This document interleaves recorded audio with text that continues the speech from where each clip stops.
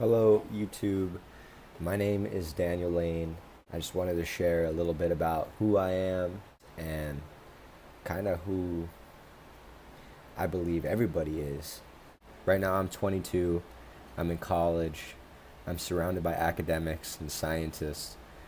And one thing that I think many people get caught up in is that they think if it can't be proven by science, it doesn't exist. Or that science has proven that this reality is just a machine and that there's really, it doesn't leave, it doesn't leave room for that emotional expression that most of us feel.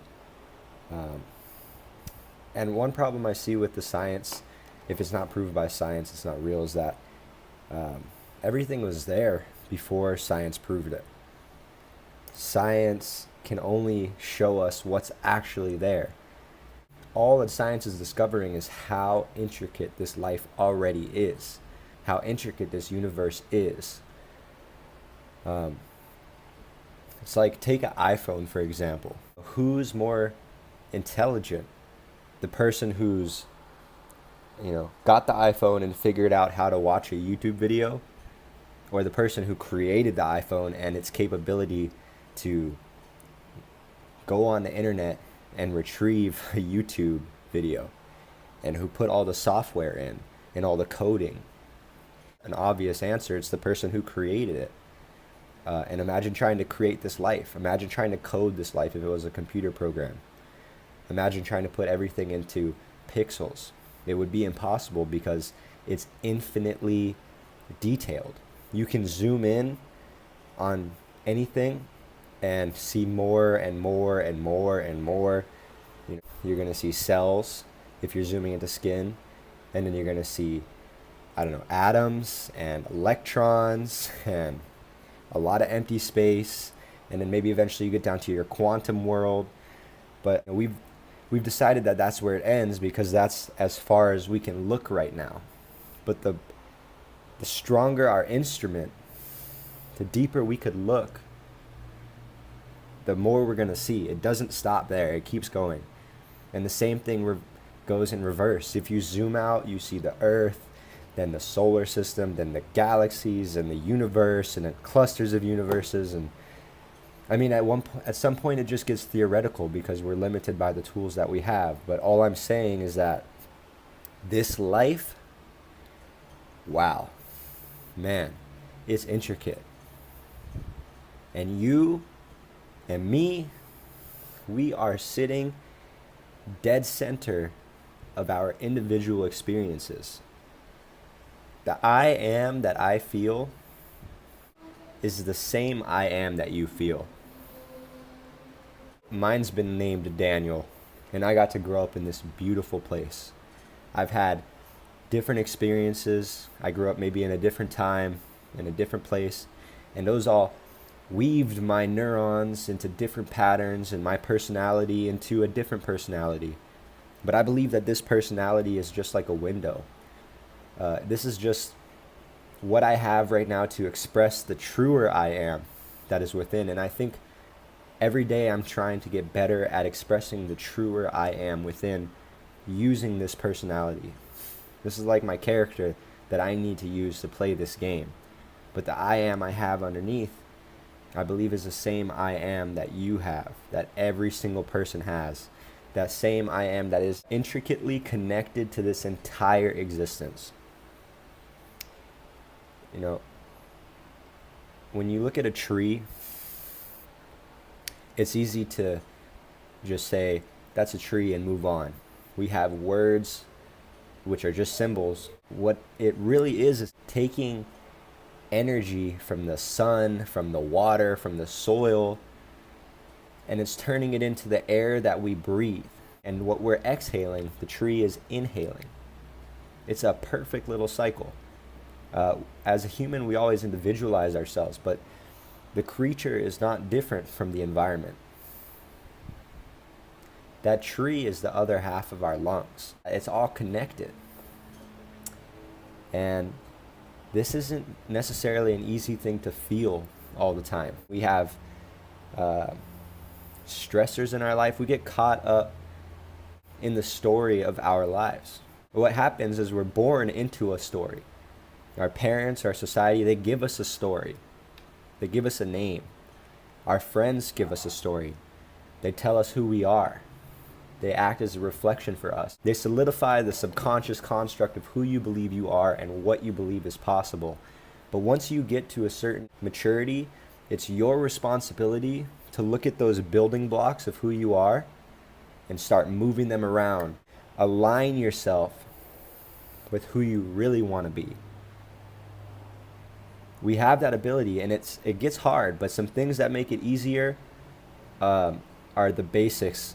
You can start with the basics. You have to exercise your body out. You got to get the energy out. You got to keep it moving. You can't get stagnant. This energy wants to go. This energy wants to move. That's one of the first things that our physical bodies were made for, is movement. It's one of the main functions of our brain. That's why it's so good for your brain to exercise. That also gets rid of the toxins that we take in from just living in a world where we're producing tons of toxins. And exercising gets your lymphatic system working. It gets toxins out. Stretching the body after you've tensed it from exercise helps you to release that. It also helps to release stored up emotional tension, because emotional tension gets stored in the body. We feel this like right now. This is the first video I've ever recorded, and I feel a little bit nervous, and I feel it right in my gut. That's something I can choose to consciously let go right now. I can breathe down into that. I can change my posture. I can sit up a little bit straighter. I can relax my shoulders. Those are all things that I can do consciously once I become aware and honest to myself about their existence and why it's happening. Some emotional stress gets stored in the body for long, long times. And if you're doing some deep stretching or some deep yoga work, sometimes you'll get emotional all of a sudden when you finally release it. But that's our way of just finishing the process. By being honest with yourself about your emotions, you actually become more emotionally strong. Another great thing that you can do if you're not feeling this interconnectedness with all things is forgiveness. Like I said, we usually get given a story. Sometimes it's a rough beginning to our story. There can be a lot of crappy events that happen up until this point. And sometimes they're, hard to let go of, and we can come up with every excuse in the book. And, I know that there's things that have happened to people that are just awful. But we have to forgive everybody who's ever done anything to us. Not because what they did to us doesn't matter, but because by forgiving those people, we are regaining our power. Our energy goes to that. Our energy gets stagnant because of those things. And those create weak spots. Those create spots where somebody can touch you, somebody can bring up that memory, and all of a sudden you're back in that reality, or you're back in that negative emotion. When you realize that, when you forgive and you let go of negative emotions that are attached to the memories, then those memories become wisdom. What I thought was the worst day of my life ended up being the biggest lesson of my life. And that's just a common theme. You'll see that from anybody connecting to their true self, that they're dealing with their life challenges, that they're moving forward, that they're progressing. They're getting to this point where they understand that life is set up in such a way to challenge us. And I believe that life is so intelligent that it hopes that we can overcome those challenges and become a better person, to become a truer expression of ourself, of life itself, of the I am behind, this, whatever this is that I'm talking to you with. This is just my mind. Hopefully I'm talking a bit from my heart, because I believe that's more, where we are connected, is at the heart. I believe life has a few purposes. I believe one of the main purposes is to live, because that's so simple. If you're enjoying life, it really seems obvious. To love, to learn. Those are all just labels. Those things go so deep. I hope that we all can do the basics to be healthy, exercise, eat right, mostly organic if you can, fruits and vegetables that are high in water content. There's so many different good meal plans. A lot of them work. A big part of it is believing in your plan and sticking to it. You are good enough. That the I am that you feel is the same I am that I feel, is the same I am that every single great person has ever felt. The soul behind the eyes is similar. It might have different belief systems, different experiences, but we are one, connected. If we can get to a point where we can feel that while we're playing the game of life because we're pursuing what we really want to pursue, or we're just being the full expression of ourselves, man, energy like you wouldn't believe. If you're exercising, you're eating right, you're connecting with your truest self, you're letting go of past negativity, you're meditating, you're getting proper sleep, you will see the I am that you are in everybody else. You will see your interconnectedness to all things, to all beings. You will see that, wow, this life is intricate. This life is so complex. It's divine. It's hands down. It leaves me speechless. I'm not here to say I have the answers, but I do know that this life is beautiful.